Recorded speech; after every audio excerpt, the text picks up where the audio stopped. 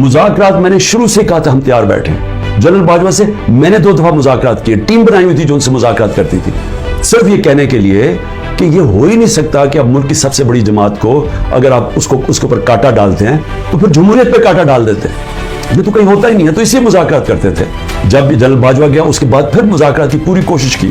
بات میں آج بھی کرنے کے لیے تیار ہوں, اور اس لیے کہ یہ عمران خان کی اب بات نہیں ہے, یہ پاکستان کی بات. وہ شاید یہ سمجھتے ہوں کہ میں کو کمزور ہو گیا ہوں, میں کو گھبرا گیا ہوں, مجھے اکیلا کیا ہوا ہے, تو شاید میں اس لیے کہہ رہا ہوں مجھے آپ کچھ نہیں دے سکتے. قوم میرے ساتھ کھڑی ہے, کیا کوئی دے سکتا ہے؟ میں کوئی چور دروازے تو آنا نہیں چاہتا. میں حقیقی آزادی کی جدوجہد 27 سال سے کر رہا ہوں. میں ڈیلز کرنے کے لیے نہیں کر رہا کہ جی اگر یہ کریں تو ہم آپ کو آگے وزیر اعظم بنا دیں گے, یہ کر دیں گے. میں یہ وزیر اعظم کے لیے نہیں کر رہا, میں اپنے ملک کے اور اپنے ملک کے بچوں کے مستقبل کے لیے کر رہا ہوں. میں باتیں بھی آپ کے لیے اس لیے کہتا ہوں کہ ڈائیلاگ کرو, کیونکہ جس طرف یہ نکل گئے ہیں یہاں تو آگے اندھیرا ہے. ہمارے جو دوست ملک ہیں وہ بھی پیسے دینے کے لیے نہیں دیا.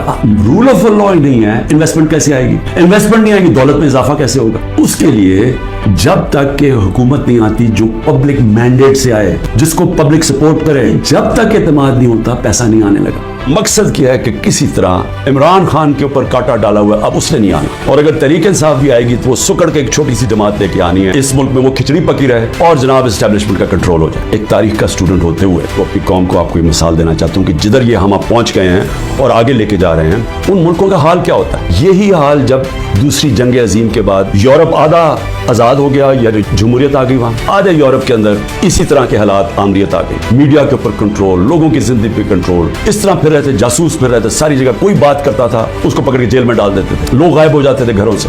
یہی حالات سوویت یونین کا جو حصہ بنے ایسٹرن یورپ میں آ گئے. ویسٹرن یورپ تھا وہ آزاد ہو گیا, وہاں جمہوریت آ گئی. 50 سال کے بعد ایسٹرن یورپ پیچھے رہ گیا اور ویسٹرن یورپ خوشحال ہو کے آگے بڑھ گیا. ایسٹ جرمنی ویسٹ جرمنی ایک ہی لوگ ہیں, جرمن ایک ہی لوگ ہیں. ایسٹ جرمنی میں آ گئے اسی طرح کے حالات, آمریت آ گئی. ویسٹ جرمنی آزاد ہو گیا, ویسٹ جرمنی آسمانوں پہ چلا گیا, اس میں پیچھے رہ گیا. اسپین کے اندر ڈکٹیٹرشپ آ گئی, وہاں یہی حالات تھے جو آج ہمارے سے ہو رہا ہے. اسپین میں یہ 30 سال کے لیے فرینکو بیٹھ گیا ڈکٹیٹر. سارا ویسٹرن یورپ آگے نکل گیا, اسپین پیچھے رہ گیا. ساؤتھ کوریا نارتھ کوریا ایک ہی لوگ ہیں, کوریئنز. نارتھ کوریا کے اندر ڈکٹیٹرشپ آ گئی, ساؤتھ کوریا کے اندر جمہوریت آ گئی. آج ساؤتھ کوریا آسمانوں پہ ہے, نارتھ کوریا میں لوگ بھوکے مر رہے ہیں. ابھی BBC کی ڈاکیومنٹری آئی ہے کہ لوگ بھوکے مر رہے ہیں نارتھ کوریا میں. ہمیں جب ایک چیز کی سمجھ ہے کہ آزاد انسان ہی اوپر جاتے ہیں, ان کی پرواز اوپر ہوتی ہے. قرآن کے اندر فرعون کو, اس کے تکبر کو, اس کے خلاف اللہ جب اس کے اوپر جب تبصرے ہوتے ہیں قرآن میں کہ فرعون انسانوں کو غلام بنا رہا تھا اور لا الہ الا اللہ انسان کو انسان کی غلامی سے آزاد کرتا ہے.